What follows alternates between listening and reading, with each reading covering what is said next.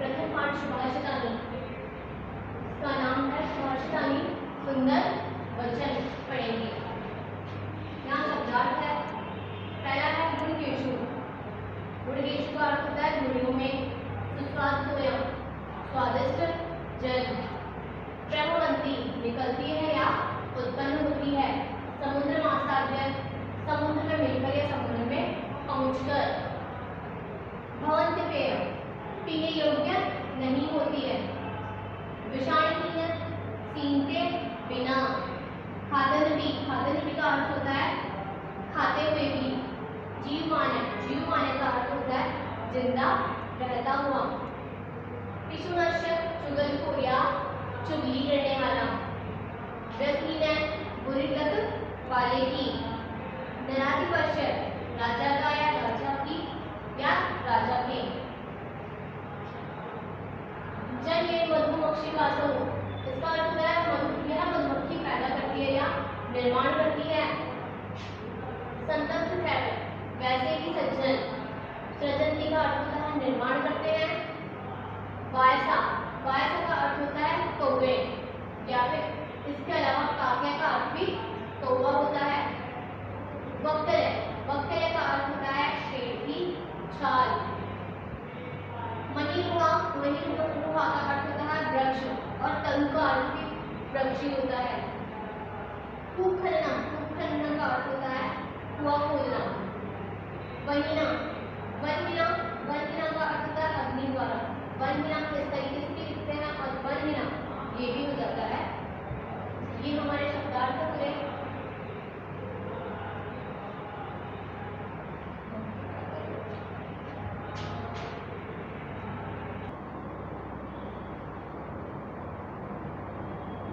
प्रथम पाठ सुभाषितानी।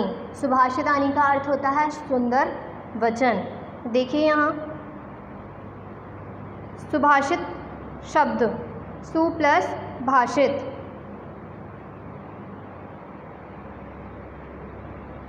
इन दो शब्दों के मेल से संपन्न होता है। सु का अर्थ होता है सुंदर या मधुर तथा भाषित का अर्थ होता है वचन। तो सुभाषित का अर्थ हुआ सुंदर वचन।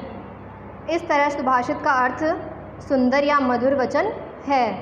प्रस्तुत पाठ में सूक्त मंजरी, नीति शतकम, मनुस्मृति, शिशुपालवदनम, पंचतंत्रम की रोचक और विचारपरक श्लोकों को संग्रहित किया गया है। यहाँ पहला श्लोक है गुणा गुणगेषु गुणा भवन्ति ते निर्गुणम प्राप्य भवन्ति दोषा, सुस्वादुतोया प्रभवन्ति नद्य समुद्रमासाद्य भवन्त्यपेया। इसका अर्थ है गुणा गुणगेषु गुणा भवन्ति ते निर्गुणम प्राप्य भवन्ति दोषा। गुणों में गुणवान व्यक्ति के गुण तब तक ही सीमित रहते हैं जब तक वह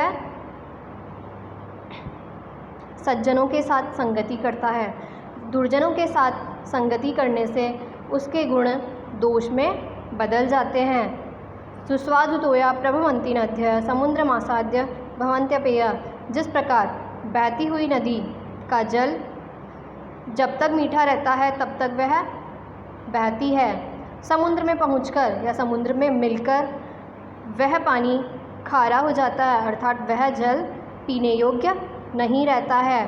दोबारा देखिए गुणा गुणगेषु गुणा भवन्ति ते निर्गुणम प्राप्य भवन्ति दोषा, सुस्वादुतोया प्रभवन्ति नद्य समुद्रमासाद्य भवन्त्यपेया। गुणों में गुणवान व्यक्ति के गुण तब तक सीमित रहते हैं जब तक वह सज्जनों की संगति करता है। वही गुण निर्गुणों के पास या दुर्जन लोगों के पास संगति करने से उसके गुण दोष में बदल जाते हैं। उसी प्रकार बहती हुई नदी का जल जब तक मीठा रहता है जब तक वह बहती है, वही जल समुद्र में पहुंचकर क्या बन जाता है, खारा हो जाता है, अर्थात वह पीने योग्य नहीं होता है। अगला श्लोक है साहित्य संगीत कलाविहीन है, साक्षात पुच्छ विषाणहीन है, तृणम न खादन्नपि जीवमान है, तद्भागदेयम परम पशूनाम है। साहित्य संगीत कला विहीन है, साक्षात पशु, पुच्छ, विषाणहीन। साहित्य, संगीत और कला से रहित व्यक्ति साक्षात बिना सींग और पूंछ के समान होता है। तृणं न खादन्नपि जीवमानः तद्भागधेयं परम पशूनां। वह तृणं न खादन्नपि जीवमानः, वह घास न खाते हुए भी अपना जीवन यापन कर रहा है। तद्भागधेयं परम पशूनाम, वह एक परम पशु के समान है। दोबारा देखिए। साहित्य, संगीत, कला विहीन है, साक्षात पुच्छ, विषाणहीन। साहित्य, संगीत और कला से रहित व्यक्ति साक्षात पशु, बिना सींग और पूंछ के समान पशु के समान है। तृणं न खादन्नपि जीवमानः तद्भागधेयं परम पशुमानः, वह घास न खाते हुए भी अपना जीवन यापन कर रहा है, वह परम पशु के समान है। अगला श्लोक देखिए। लुब्धस्य नश्यति यशः पिशुनश्च मैत्री, नष्ट क्रियस्य कुलम अर्थ परस्य धर्म, विद्याफलं व्यसनिनः कृपणस्य सौख्यम, राज्यं प्रमदत् सचिवश्च नराधिपस्य। लुब्धस्य नश्यति यशः पिशुनश्च मैत्री। लुब्धस्य नश्यति यशः, लोभी व्यक्ति का यश नष्ट हो जाता है। जो लोभ करता है उस व्यक्ति का यश नष्ट हो जाता है। पिशुनश्च मैत्री, और चुगलखोर व्यक्ति की मित्रता नष्ट हो जाती है।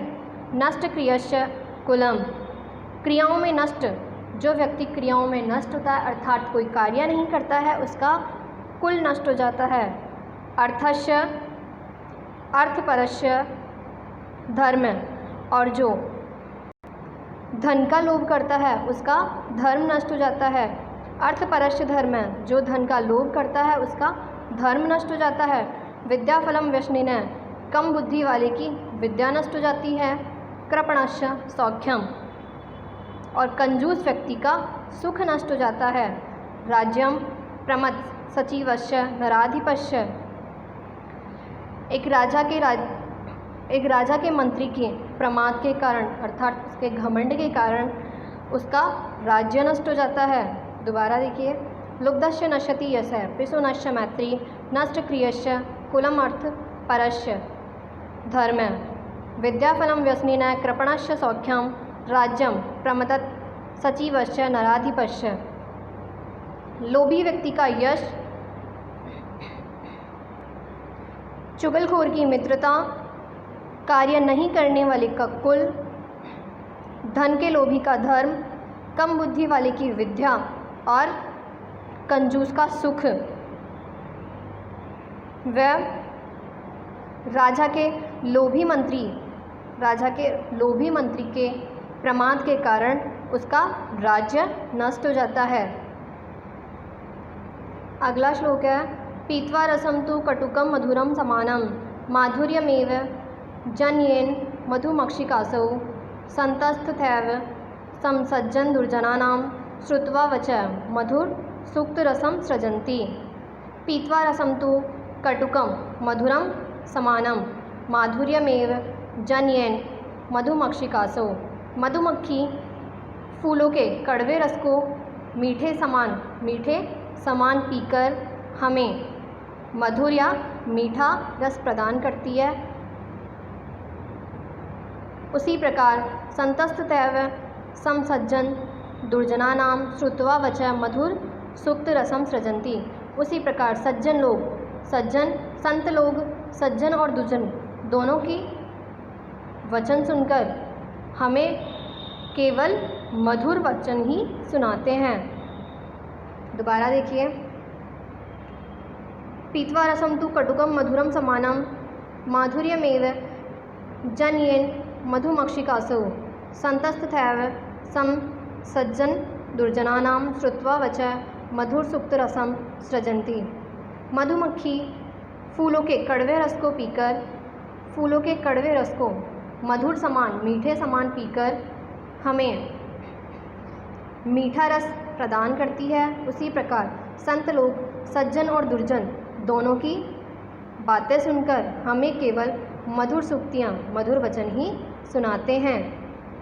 अगला श्लोक देखिए, विहाय पौरुषम यो हि दैवमेवावलंबते प्रसाद सिंहवत तस्य मूर्धनि तिष्ठन्ति वायसा। विहाय पौरुषम यो हि दैवमेवावलंबते। जो व्यक्ति अपने पौरुष अर्थात परिश्रम को छोड़कर भाग्य का सहारा लेता है, जो व्यक्ति अपने पौरुष अर्थात परिश्रम को छोड़कर भाग्य का सहारा लेता है, उस व्यक्ति की स्थिति प्रसाद सिंहवत तस्य मूर्धनि तिष्ठन्ति वायसा। उस व्यक्ति की स्थिति महल में बने हुए उस शेर की तरह हो जाती है जिसके सिर पर कौवे बैठते हैं, अर्थात उसका कोई भी महत्व नहीं होता है।